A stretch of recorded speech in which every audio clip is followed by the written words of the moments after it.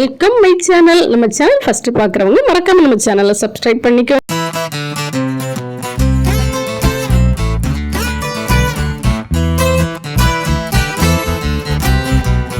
ஒவ்வொரு cooking videos போடும்போது ஒவ்வொரு செட்டிங்ஸ் பண்ணியிருப்போம்.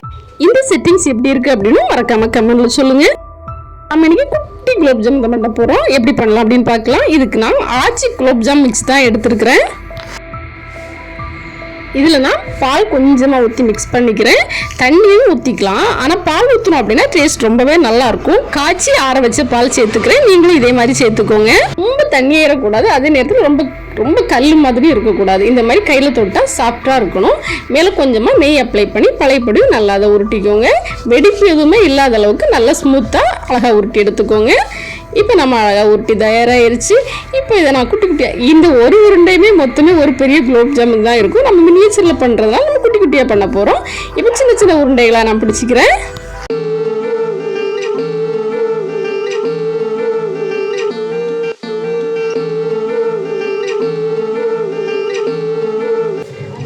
அழகாக குட்டி குட்டியாக உருட்டி எடுத்தாச்சு. ஜாம் பொரிக்கிறதுக்கான எண்ணெய் வந்து சூடாயிட்டு இருக்கு. அந்த கேப்ல நாம வந்து ஜீரா ரெடி பண்ணிடலாம். ஜீரா ரெடி பண்ணிட்டோம்னா நம்ம பொரிச்சு அப்படியே இதில் போட்டுடலாம். அதுக்காக தான் நான் ஒரு கப் சீனி சேர்த்துக்கிறேன். அதே அளவுக்கு கப்பில் ஒரு கப்புக்கு நான் வந்து தண்ணியும் சேர்த்துக்கிறேன். இது நம்மளுக்கு நல்ல கெட்டி அது நூல் மாதிரிப்பட்ட பதம் எல்லாம் வரணும்னு அவசியம் இல்லை. சீனி வந்து நல்லா கரைஞ்சா போதும். இப்போ நம்ம சேர்த்த சீனி கரைஞ்சிருச்சு. லைட்டாக ஒரு பிசு பிசுப்பாக மட்டும் இருந்தால் போதும் கையில் தொடும்போது. இப்போ ஒரு ஃப்ளேவருக்காக ஒரு ஏலக்காவை நான் தட்டி சேர்த்துக்கிறேன்.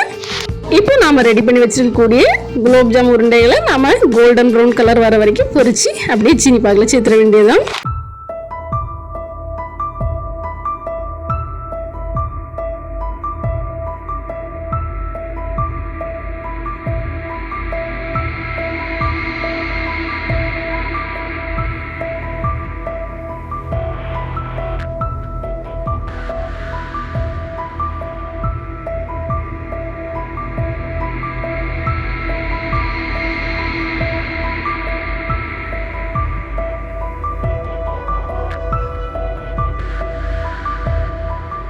நம்ம உருண்டை பிடிக்கும் போதே வெடிப்பு இல்லாமல் பிடிச்சோம் அப்படின்னா தான் பொரிச்சு நம்ம சீனி பாகில் சேர்க்கும் போது பிரிஞ்சு போகாமல் இருக்கும். அது கவனமாக பார்த்துக்கோங்க.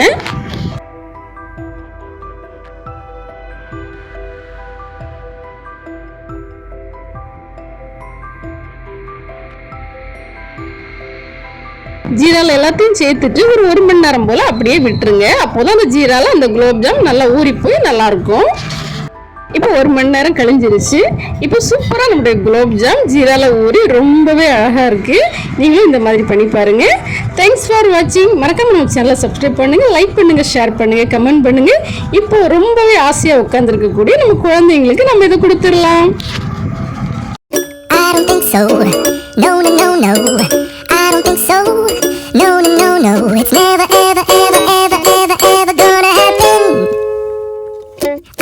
So no, I don't think so.